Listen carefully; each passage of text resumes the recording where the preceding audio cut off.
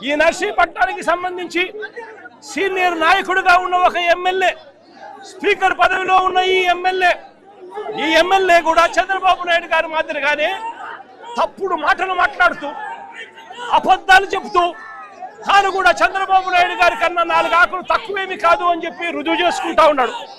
ఇదే పెద్ద మనిషి చంద్రబాబు నాయుడు గారు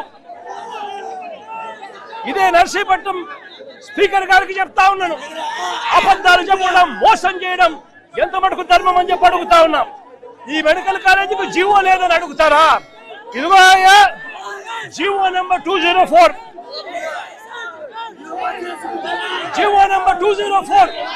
మరి జీవో లేదు అని చెప్పినందుకు స్పీకర్ పదవిలో నువ్వు ఉండి అబద్ధాలు చెప్పినందుకు నీ పదవికి నువ్వు అర్హుడు వేరా అని చెప్పి ఆలోచన చేసుకోమని చెప్పి చెప్తా ఉన్నా. ఇదే స్పీకర్ కు తప్పుడు మాటలు చెప్తూ ప్రజలను తప్పుడు దోవ పట్టించే కార్యక్రమంలో చంద్రబాబు నాయుడు గారితో పాటు చేతులు కలిపినందుకు స్పీకర్ కూడా తల దించుకోవాలి అని చెప్పి చెప్తా ఉన్నా.